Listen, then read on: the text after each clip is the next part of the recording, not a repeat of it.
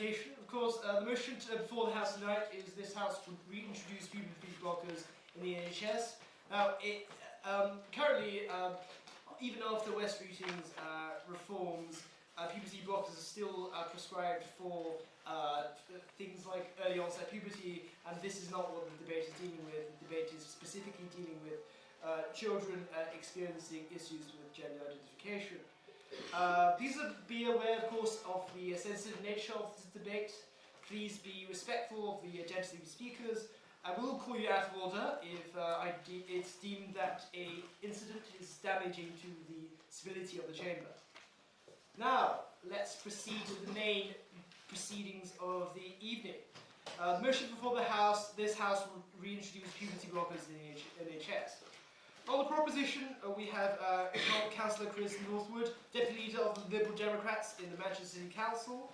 We have Katie Ashworth, first year theology student at Hillbead, and Oliver Fitzgerald, first year history and politics student at Hillbead, and our college secretary.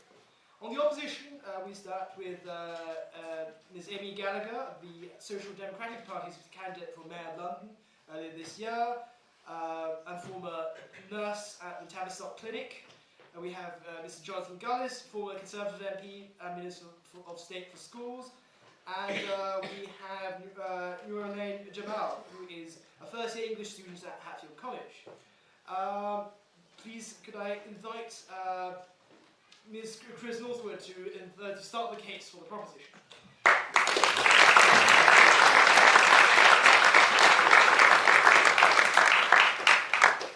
Thank you, Mr. President.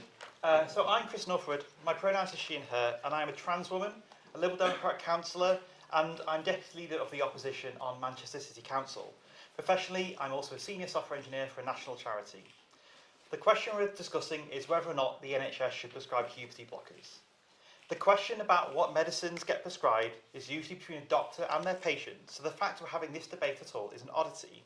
So let's start with talking a bit about puberty blockers. What are they?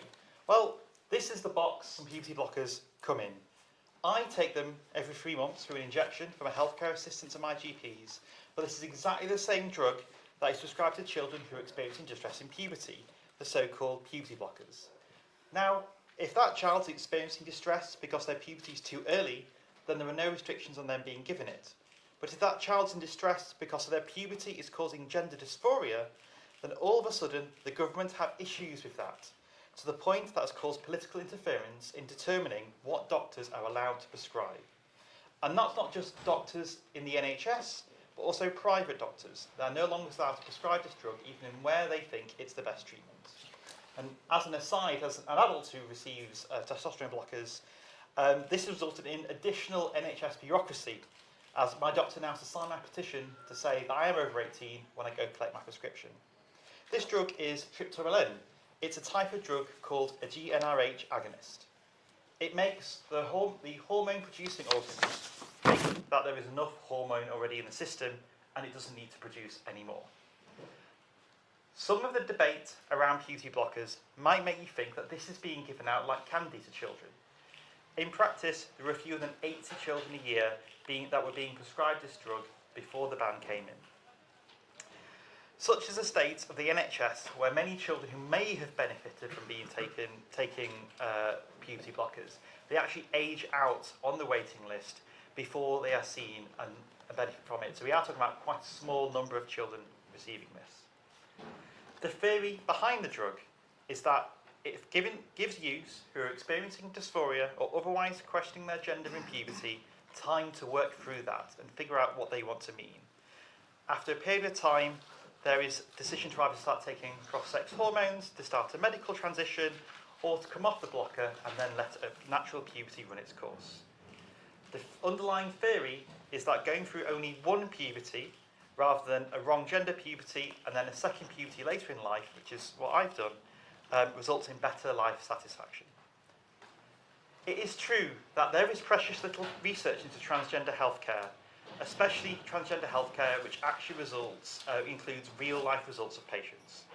There was a lot of early research done at the start of the last century, but that was done in Germany and was sadly destroyed by the Nazis, and very few patient records remain. Social norms have then, in the latter half of the last century, ostracised and minimised the lived experience of trans people, which resulted in lots of research being sidelined, and actually the ego of clinicians and researchers taking precedence and the publication of results, putting those researchers before the actual lived experience of trans people. So let's talk about the Cass Review, a review that was published by Dr. Hilary Cass, looking at the treatment of gender dysphoria in the NHS. One of the things the review it tries to do is to look at scientific research, both scientific research in the wider community and new research that it was commissioned as part of the review, attempt to summarise that and make recommendations about how gender care for children is delivered within the NHS. And if you've noticed the debate at all, you might see that a lot of people have assessed it does a bit of a mixed job, let's say. The research that was commissioned by the Cass Review has been looked at by other bodies, including WPATH, the World Professional Association for Transgender Health, who so far have set the world's best practice that most other countries follow, and we follow up until the Cass Review, about how to treat transgender people, both children and adults. And in their opinion, in a statement they published, they found that the science research that was commissioned by the Cass Review has findings that are already consistent with their other research and their recommendations on their existing treatment protocol. So where the Cass Review differs is that it's drawn different conclusions from the same evidence base in terms of research. And even those conclusions are now being cherry-picked by politicians to support their pre-existing bias. The atmosphere that the Cass Review was published in was toxic, and it actually didn't really matter what it said.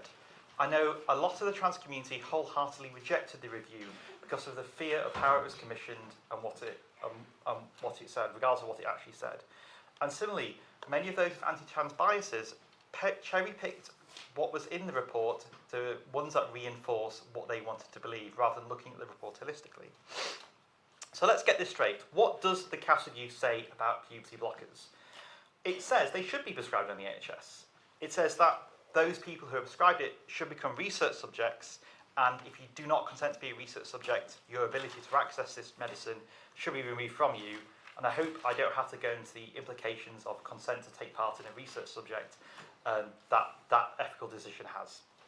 So there is really no science that justifies a ban on puberty blockers in the NHS. And that the government, originally the last Conservative government, and most recently Labour under Wes Streeting as Health Secretary, have decided to not only remove NHS prescriptions unless under a research protocol.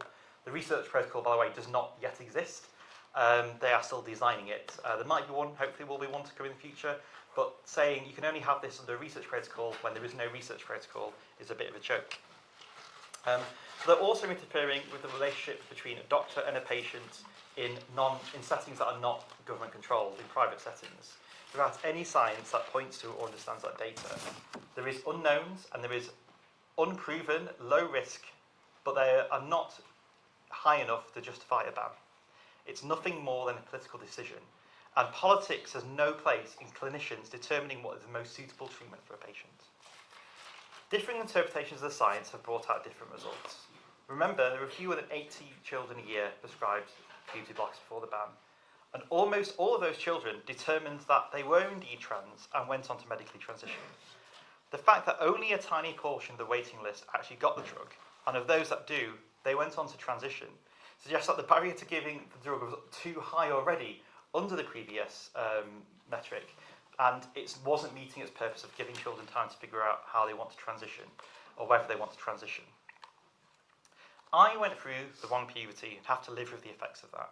Trans people like myself are demonised in the media. I'm told I shouldn't be allowed to take part in park run as a woman because I went through the wrong puberty and got some benefits of that. I know we're not talking about trans people in sport today, but the actual science on trans people in sport is really much muddier.